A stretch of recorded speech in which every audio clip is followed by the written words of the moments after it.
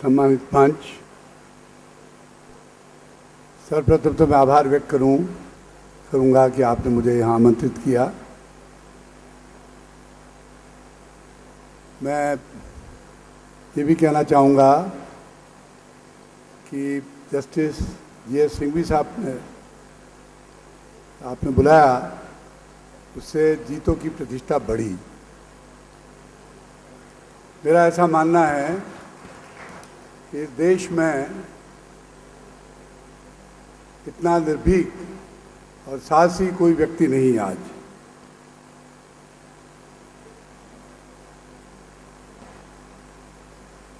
इनका नमन करता हूं मैं। बहुत अच्छी चर्चा हुई, बहुत महत्वपूर्ण विषय पर चर्चा हुई। जैन एकता आवश्यक है, तो कैसे हो?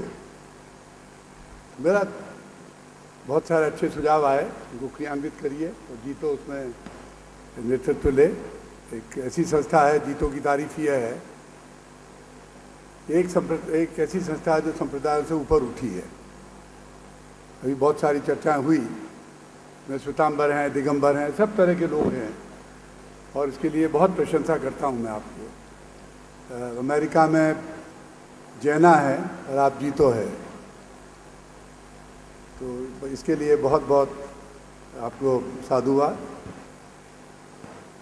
पर एकता, विविधता में भी तो एकता हो सकती है ना। आचार्य हैं, आदरणीय हैं, उनकी एक विचारधारा हो सकती है, सीमित विचार हो सकते हैं। अगर आप चाहेंगे उनको सबको एक इकट्ठा लाएं, मुझे नहीं लगता है संभव होगा। उनको अपना काम करने दीजिए। ये आस्था का विषय है, मेरी आस्था मेरे आचार्य में है, रहने दीजिए उसको, आप नहीं बदल पाएंगे। पर उसके साथ सामाजिक स्तर पर आप क्या कर सकते हैं? तो साधुओं की चिंता थोड़ी छोड़िए, उनको आप ला सकें बहुत अच्छा है, इकट्ठा कर सकें बहुत अच्छा है, जरूर लाइए। पर 50 साल से ये प्रयास चल रहा है, अभी तक सफल नहीं हुआ, आगे 50 साल में होना नहीं है। पर करिए प्रयास करने में कोई बुराई नहीं है। मेरा ये निवेदन है कि सामाजिक स्तर पर आप क्या करें। साधुओं को 1 मिनट अलग रखकर क्या करें, आचार्यों को 1 मिनट आदरणीय हैं, फिर भी एक तरफ अलग रखकर क्या करें। और सबसे पहले मैं आपसे निवेदन करूंगा, हम किसके लिए चर्चा कर रहे हैं? मेरे जैसे लोगों का तो कोई अर्थ ही नहीं है। अब कितने साल और रहेंगे? आप में से और भी कई लोग ऐसे होंगे। प्रश्न अभी यह है कि युवा पीढ़ी का क्या कर रहे हैं आप? वहाँ एकता रहेगी कि नहीं रहेगी? सबसे प्रमुख आपको चिंता का विषय वो होना चाहिए। ये समाज बिखर जाएगा। उसके लिए समाज उनकी कुछ भलाई का काम करे। मुझे बताया अभी राकेश साहब ने कि 1000 बच्चों को आपने स्कॉलरशिप दी अच्छी पढ़ाई के लिए। ये एकता लाने का बहुत सुंदर प्रयास है। ऐसे इस काम को और बढ़ाइए। 1000 के और कितने बढ़ सकते हैं ये सोचिए। और जिनको आपने मदद दी वो समाज से जुड़े रहेंगे। वहाँ आपने ये नहीं देखा कि श्वेतांबर है या दिगंबर है या इस संप्रदाय का उस संप्रदाय का। तो सबसे पहले तो आपके समाज में युवा पीढ़ी के लिए, उनकी मदद के लिए आप क्या कर रहे हैं, और वो अगर आपने काम बढ़ा दिया तो स्वतः ही समाज में एकता हो जाएगी। ये चर्चाएं हम करते रहेंगे। कई ऐसे मैंने सेशन देखे, वहाँ चर्चाएं हुई, बहुत अच्छे सुझाव भी आए, मैं मना नहीं कर रहा हूँ। तो सबसे पहले ये करिए, माइनॉरिटी स्टेटस मिल गया, ऐतिहासिक कदम है। जिन्होंने भी कार्य किया इसमें, उनको बहुत बहुत साधुवाद। सारे समाज की तरफ से उनको, उनके प्रति आभारी होना चाहिए। कुछ लोग विरोध करते होंगे, ना समझ हैं, उनको जानकारी नहीं है कि श्रवण परंपरा अलग है, वैदिक परंपरा अलग है, धर्म अलग है। हम रिलीजियस माइनॉरिटी की बात कर रहे हैं, कल्चरल माइनॉरिटी की बात नहीं कर रहे हैं। कल्चर में एक हो सकती है। आज जो अरब है, कुछ क्रिश्चियंस हैं लेबनान में और दूसरे अरब मुसलमान हैं ज़्यादा, उनमें क्या फ़र्क है? कल्चरली एक ही तरह की बातें, धर्म अलग है। पर वो मेरा ये निवेदन है आपसे कि इसके अंतर्गत आपके जो एजुकेशनल इंस्टीट्यूशंस हैं, सामाजिक शिक्षण संस्थाएं हैं, मुझे याद है मूथा साहब जो हैं पूना वाले, शांतिलाल मूथा साहब ने एक सर्वे कराया, उसमें उन्होंने कहा कि 1500 संस्थाएं हैं जैन संस्थाएं एजुकेशनल, आज 50% बच्चे अपने आ सकते हैं उसमें। आज ये स्थिति है, सबसे पहले इसको ख़त्म करवाइए। मैं जयपुर का जानता हूँ कि इस संप्रदाय की स्कूल है, दूसरे जैन बच्चों को भी वहाँ एडमिशन नहीं मिल सकता।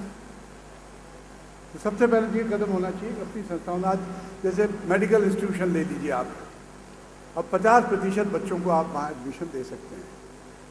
मेरा ख्याल है गाड़ी साहब ने बनाया संस्थान, बहुत सुंदर संस्थान उज्जैन में बनाया। अब मान लीजिए 100 बच्चों को एडमिशन देना है तो 50 जैन बच्चों को मिल गया, वो समाज को जोड़ने का काम है।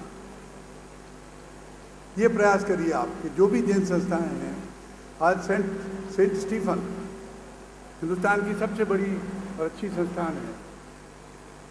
एक समय था कि जब सिविल सर्विसेज में करीब 20-25% बच्चे सिर्फ एक संस्थान से आते थे, उसमें आज 50% एडमिशन जो है वो क्रिश्चियंस को मिलता है। मैं ये भी बता दूं आपको कि ये माइनॉरिटी स्टेटस मिला, उसका अर्थ ये नहीं कि सांप्रदायिक हो गए हम। रिलीजियस माइनॉरिटी की अपनी आइडेंटिटी होती है, सारी दुनिया में होती है, सारी दुनिया में एक्सेप्ट होता है। प्लूरल सोसाइटी का क्या अर्थ है? सारी दुनिया बात करती है प्लूरल सोसाइटी की। उसके साथ भी आप अपनी आइडेंटिटी रखिए, उसके साथ भी आप समाज से जुड़े रह सकते हैं। आज पारसी हैं, उनके लिए कौन खिलाफ बोलता है? सब तारीफ करते हैं। तो जैनों की सब स्थिति वही है। तो मेरा ये निवेदन है आपसे कि ऐसे कार्यक्रम आप हाथ में लीजिए और जो लिए हुए उनको और बढ़ाइए, और ये तय करिए कि सारी जैन संस्थाओं में जैन बच्चों को प्राथमिकता मिले। उनके लिए फीस की कोई व्यवस्था हो, कुछ कम हो। आज कहाँ है आपकी जगह? आज IAS में मैंने पता किया 100 सीट होती है, 50 रिजर्व हो गई। आपका प्रतिशत है 0.4 जनसंख्या का, आपको कितनी? 1 सीट मिल सकती है। ये बहुत अच्छा जीतों ने प्रयास किया कि सर्विसेज के लिए ट्रेनिंग की। अभी मुझे बताया कि 24 बच्चों का आपकी प्रिलिमिनरी में सिलेक्शन हो गया। 24 24 54 हैं, 24 आउट ऑफ 55। हाँ, 24 बच्चों को इंटरव्यू के लिए बुलाया, उसमें कम से कम 12 बच्चे आ जाएंगे। और अभी जैन साहब ने फरमाया कि सत्ता में हिस्सा होना चाहिए, पॉलिटिक्स में हो या प्रशासन में हो, बहुत आवश्यक बात है ये। तो एडमिशन का, शिक्षा का जितना आप कर सकें अपने आप, और बच्चे जुड़ गए। ये झगड़े साधुओं के ही नहीं हैं, बुजुर्गों के भी हैं, वो भी उतने ही सांप्रदायिक हैं, और बच्चों में नहीं है सांप्रदायिकता। तो इसको आप थोड़ा सा एक तो इस पर कुछ विचार कर सकें आप कि शिक्षा को कैसे बढ़ाएं। एक दूसरा, एम्प्लॉयमेंट की बात, एम्प्लॉयमेंट पे भी आपने कुछ काम किया है और इसको बढ़ाएं। और ये इतने कई उद्योगपति यहाँ बिराजे हुए हैं, बहुत बड़े बड़े काम हैं। एक वो ये संकल्प करें कि प्राथमिकता इनको देंगे। एफिशिएंसी तो ही, उसमें तो आप कॉम्प्रोमाइज़ नहीं करोगे, पर अगर एफिशिएंट है और बराबर के हैं तो प्राथमिकता उसको देंगे। और एक और है, और मुझे अभी वो चेंद्रराज जी बता रहे थे, मैं उनसे बात कर रहा था, और मैं तो हमेशा ये विचार रहा कि जितना एंटरप्राइज इस समाज में है, दुनिया में 1-2 लोगों में, एक दो लोगों में ही है, एक दो तरह के लोगों में ही है। अमेरिका में हो सकता है, आर्मीनियंस में हो सकता है, जैनों में हो सकता है, अग्रवालों में हो सकता है, जैन है, कुछ नहीं है, किसी में नहीं इतना एंटरप्राइज। उस एंटरप्राइज का कैसे उपयोग उठाएं? आज युवा है, साधन नहीं है उसके पास। तो जो वेंचर कैपिटल और एंजलिंग का जो कॉन्सेप्ट है उन्होंने शुरू किया, वो कह रहे थे कि 700 बच्चों को तरह तरह के, उसमें जैन मुझे नहीं मालूम कितने हैं कि नहीं हैं, उसमें स्वरोजगार के लिए, उद्योग लगाने के लिए उनको मदद मिले, आर्थिक मदद मिले, पूरी मदद मिले। राघा साहब यहाँ बिराजे हुए हैं। राघा साहब, आपको याद है क्रिस कैपिटल फाउंडेशन से आपको मिला पैसा और आज बड़े उद्योगपति हो गए। तो आप इन नए बच्चों को आप कैसे आपकी श्रेणी में लाएं? आपके परिवार के हैं जब तो ठीक है, वो तो आप अपने आप ही हो जाएंगे, तो दूसरे बच्चों को आप कैसे लाएं? तो एम्प्लॉयबिलिटी या सेल्फ एम्प्लॉयबिलिटी और लार्ज स्केल पे वो कैसे बढ़ाएं, उसके लिए कुछ आप सोचें। तीसरा एक और महत्वपूर्ण बात है, हम बहुत घिसी पिटी बात कर रहे हैं आज 21वीं सदी है। आधुनिक बात क्या है? क्या मेरे में ये भाव है कि मैं जैन हूं, और हूं तो क्यों हूं? मैं ये कहूंगा, आज जो मेगा ट्रेंड्स क्या है दुनिया में, आज अहिंसा है दुनिया भर में, इतनी हिंसा है तो उसकी चर्चा है कि अहिंसा होनी चाहिए। आज है human rights, gender equality, environment, ये 4-5 बिंदु हैं। और आपका आश्चर्य होगा कि इन बिंदुओं पर जितना जैन धर्म में कहा गया और किया गया, किसी अन्य धर्म में नहीं कहा गया। आज एनवायरनमेंट की बात बताऊंगा आपको मैं। आचारांग है अपना, श्वेतांबर मानते हैं कि आचारांग, दिगंबर कहते हैं कि विलुप्त हो गए, कोई बात नहीं, वहाँ भी है।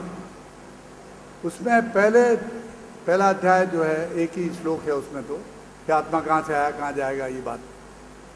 उसके बाद जो 6 अध्याय हैं सिर्फ पर्यावरण में, हवा में जीव, पानी में जीव, मिट्टी में जीव, अग्नि में जीव, वनस्पति में जीव। वनस्पति और मनुष्य की तुलना की है 9 बिंदुओं पर। मनुष्य जन्मता है, वनस्पति जन्मती है, मनुष्य बढ़ता है, वनस्पति बढ़ती है, मनुष्य चैतन्य है, वनस्पति भी चैतन्य है। विज्ञान ने तो 100 साल पहले कहा, महावीर ने 2550 साल पहले कहा कि वनस्पति में जीव है। और अगर जैन जीवन सिद्धांत अपना लिए जाएं तो आज ये पर्यावरण की समस्या ही खत्म हो जाए। आज जितना साधनों का उपयोग हो रहा है वो इतना नहीं होगा। आज कहते हैं कि इस विश्व में आज का जो स्तर है उस तरह का उपयोग चले तो आपको एक दुनिया नहीं 4 दुनियाएं चाहिए कि इतने साधन, 4 दुनिया में जितने साधन उतने चाहिए। इसकी बात नहीं करते हैं।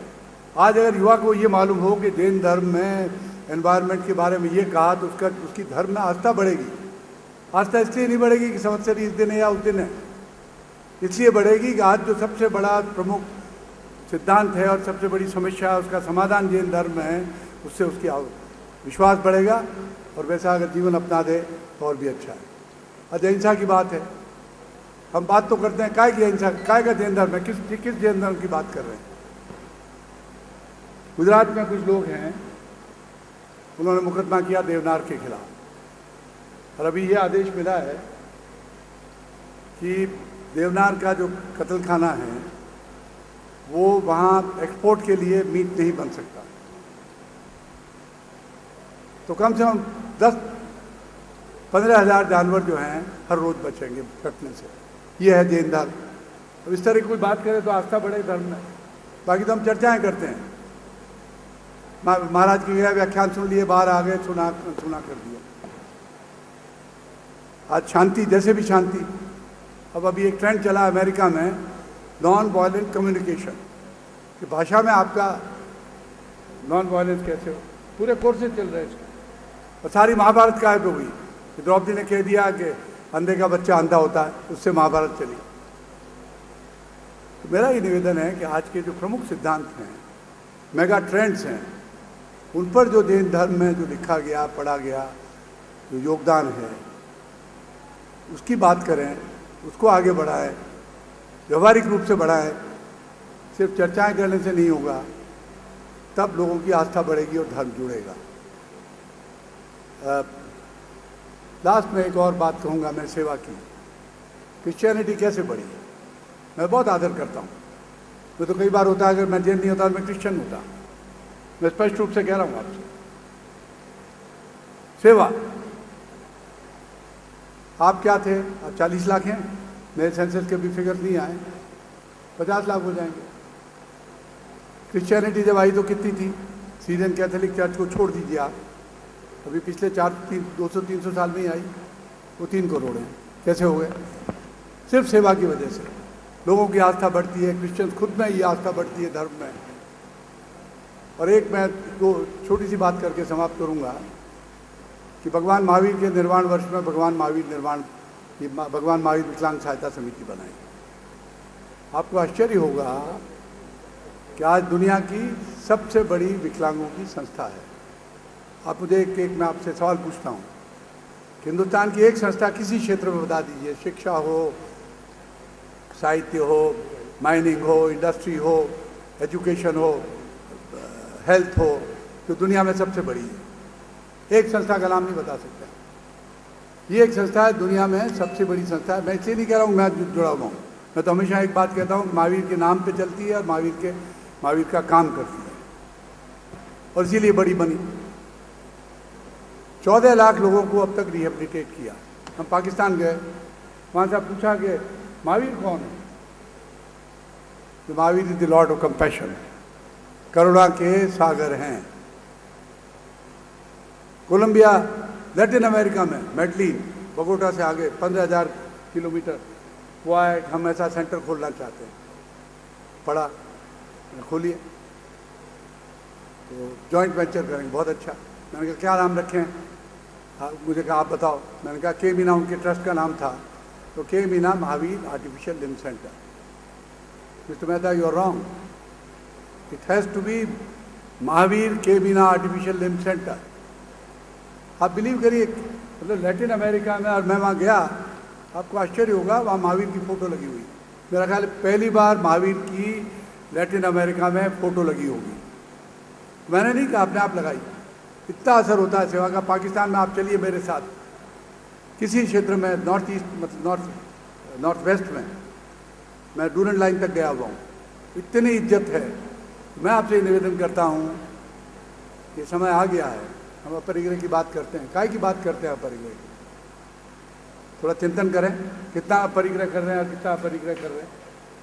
जितना कर रहे हैं, आज भी मानता हूँ मैं, जैन समाज सबसे ज़्यादा करता है, दान आज भी सबसे ज़्यादा है, तो इससे भी ज़्यादा हो सकता है। और जितना आप करोगे उतनी प्रतिष्ठा बढ़ेगी। आज पारसियों की है कितनी प्रतिष्ठा, टाटा की आज कितनी प्रतिष्ठा है। तो मेरा आपसे निवेदन है कि समाज में, खुद में सेवा, युवाओं की खास तौर से सेवा, दूसरों की सेवा को अगर आप जोड़ोगे, समाज की प्रतिष्ठा बढ़ेगी। समाज की प्रतिष्ठा बढ़ती है तो समाज के जो सदस्य हैं उनका समाज से जुड़ाव होता है। ये करिए, कुछ ठोस काम करिए, चर्चाएं आवश्यक हैं।